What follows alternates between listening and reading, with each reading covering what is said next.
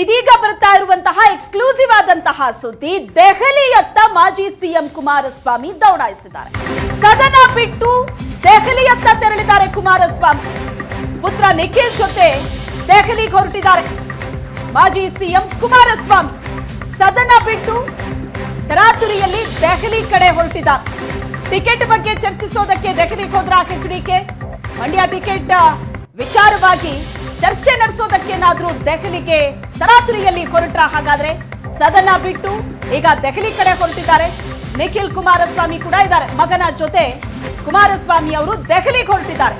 ಹಾಗಾದ್ರೆ ಕುಮಾರಸ್ವಾಮಿ ಅವರು ಈಗ ದೆಹಲಿಗೆ ಹೋಗ್ತಾ ಇರೋದ್ರ ಹಿಂದಿನ ಕಾರಣ ಏನು? ಮಂಡ್ಯ ಟಿಕೆಟ್ ಬಹಳ ದೊಡ್ಡ ಮಟ್ಟದಲ್ಲಿ ಸದ್ದು ಮಾಡುತ್ತಾ ಇದೆ.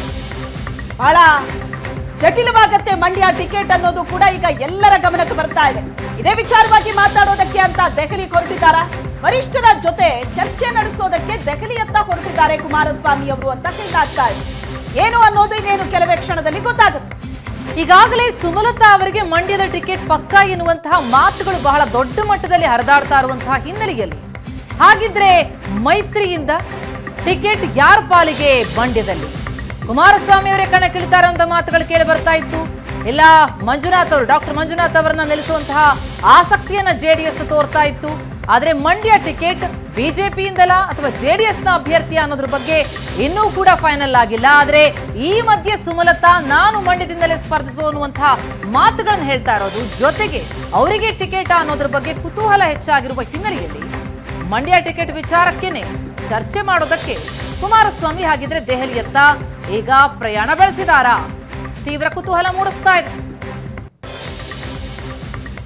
ಈ ಬಗ್ಗೆ ಇನ್ನಷ್ಟು ಡೀಟೇಲ್ಸ್ ಕೊಡ್ತಾರೆ ನಮ್ಮ ರಿಪೋರ್ಟರ್ ರವಿಕುಮಾರ್. ಈಗ ಸಂಪರ್ಕದಲ್ಲಿದ್ದಾರೆ.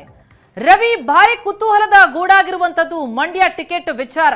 ಈಗ ಸದನ ತೊರೆದು ಏಕಾಏಕಿ ಕುಮಾರಸ್ವಾಮಿ ಅವರು ದೆಹಲಿಯತ್ತ ದೌಡಾಯಿಸ್ತಾ ಇರೋದು ನೋಡ್ತಾ ಹೋದ್ರೆ ಇದೇ ವಿಚಾರಕ್ಕೆ ಸಂಬಂಧಪಟ್ಟಂತೆ ಚರ್ಚೆನ ಯಾರೆಲ್ಲ ಹೋಗ್ತಾ ಇದ್ದಾರೆ ಕುಮಾರಸ್ವಾಮಿ ಅವರ ಜೊತೆ? ಪ್ರತಿಮಾ, ಏನ್ ಈಗಷ್ಟೇ ಮಾಜಿ ಸಿಎಂ ಎಚ್.ಡಿ. ಕುಮಾರಸ್ವಾಮಿ ಅವರು ಪುತ್ರನ ಜೊತೆ ದೆಹಲಿಗೆ ತೆರಳಿದ್ರು. ಅಂದ್ರೆ ಸದನ ನಡೀತಾ ಇದ್ರು ಕೂಡ ಆ ಸದನವನ್ನ ಬಿಟ್ಟು ಈಗ ಆ ದೆಹಲಿಗೆ ದೌಡಾಯಿಸ್ತಾ ಇದ್ದಾರೆ. ಅಂದ್ರೆ ಮಂಡ್ಯ ಲೋಕಸಭಾ ಟಿಕೆಟ್ ವಿಚಾರಕ್ಕೆ ಸಂಬಂಧಪಟ್ಟಂತೆ ಬಿಜೆಪಿಯ ವರಿಷ್ಠರ ಜೊತೆ ಮಾತುಕತೆ ನಡೆಸೋದಕ್ಕೆ ಈ ರೀತಿ ತರಾತುರಿಯಾಗಿ ಹೊರಟಿದ್ದಾರೆ ಅನ್ನೋ ಒಂದು ಚರ್ಚೆ ನಡೀತಿದೆ. ಜೊತೆಗೆ ಮಂಡ್ಯ ಲೋಕಸಭಾ ಕ್ಷೇತ್ರದಿಂದ ಬಿಜೆಪಿ ಅಭ್ಯರ್ಥಿ ಸುಮಲತಾನೇ ಸ್ಪರ್ಧೆ ಮಾಡ್ತಾರೆ ಅನ್ನೋ ಚರ್ಚೆಗಳು ದಟ್ಟವಾಗಿರೋದ್ರಿಂದ ಸುಮಲತಾ ಅವರೇ ಆ ಹೇಳಿಕೆ ಕೊಟ್ಟಿದ್ದ ಬೆನ್ನಲ್ಲೇ ಈಗ ತಮ್ಮ ಪುತ್ರನ ಜೊತೆ ಏನು ಮಾಜಿ ಸಿಎಂ ಕುಮಾರಸ್ವಾಮಿ ಅವರು ಈಗ ದೆಹಲಿಗೆ ದೌಡಾಯಿಸ್ತಾ ಇರುವಂತದ್ದು. ಅಂದ್ರೆ ಬಿಜೆಪಿ ವರಿಷ್ಠರ ಜೊತೆಗೆ ಮೈತ್ರಿ ಸಂಬಂಧಪಟ್ಟಂತೆ ಮಂಡ್ಯವನ್ನ ಜೆಡಿಎಸ್ಗೆ ಬಿಟ್ಕೊಡ್ಬೇಕು ಅನ್ನೋ ನಿಟ್ಟಿನಲ್ಲಿ ಸಾಕಷ್ಟು ಚರ್ಚೆಗಳಾಗಿದ್ವು. ಈ ಹಿಂದೆನೂ ಕೂಡ ಭೇಟಿ ಮಾಡಿ ಬಂದಿದ್ರು. ಆದ್ರೆ ಸುಮಲತಾ ಅವರ ಒಂದು ಹೇಳಿಕೆ ಕೊಟ್ಟ ಬೆನ್ನಲ್ಲೇ ಈಗ ತಮ್ಮ ಪುತ್ರನ ಜೊತೆ ದೆಹಲಿಗೆ ದೌಡಾಯಿಸಿರೋದು ನಿಜಕ್ಕೂ ಕೂಡ ವರಿಷ್ಠರ ಜೊತೆ ಬಿಜೆಪಿ ವರಿಷ್ಠರ ಜೊತೆ ಟಿಕೆಟ್ ಸಂಬಂಧಪಟ್ಟಂತೆ ಮಾತುಕತೆ ನಡೆಸಲಿದ್ದಾರೆ ಅನ್ನೋ ಒಂದು ಹೇಳಲಾಗ್ತಿದೆ. ಪ್ರತಿಮಾ, ಎಸ್, ಹಾಗಿದ್ರೆ ಈ ಒಂದು ಫೈನಲ್ ಮಾಡ್ಕೊಂಡೇ ಬರ್ತಾರ ಅಂತ ಅಂತಹ ತರಾತುರಿ ಕಂಡು ಬರ್ತಾ ಇದೆಯಾ ಹಾಗಿದ್ರೆ ಅಂತ?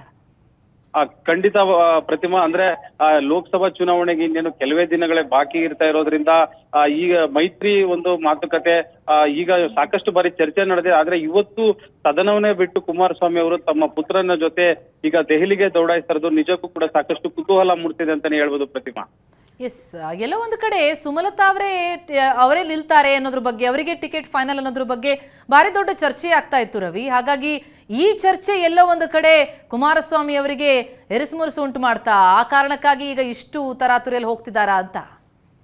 ಖಂಡಿತ ಪ್ರತಿಮಾ, ಮಂಡ್ಯವನ್ನ ಸಾಕಷ್ಟು ಪ್ರತಿಷ್ಠೆಯಾಗಿ ತೆಗೆದುಕೊಂಡಿರುವಂತದ್ದು ಕುಮಾರಸ್ವಾಮಿ ಅವರು.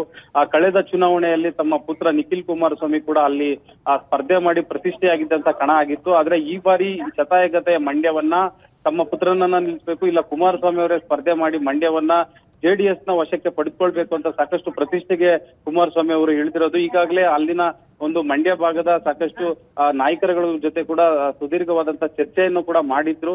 ಆದ್ರೆ ಈ ಸುಮಲತಾ ಅವರ ಈ ಹೇಳಿಕೆಯಿಂದ ಈಗ ಒಂದಷ್ಟು ಮಾತುಕತೆ ನಡೆಸೋದಕ್ಕೆ ಹೋಗಿದ್ದಾರೆ ಅಂತಾನೆ ಹೇಳ್ಬೋದು. ಪ್ರತಿಮಾ, ಥ್ಯಾಂಕ್ ಯು ರವಿಕುಮಾರ್, ನಿಮ್ಮೆಲ್ಲ ಡೀಟೇಲ್ಸ್ಗೆ.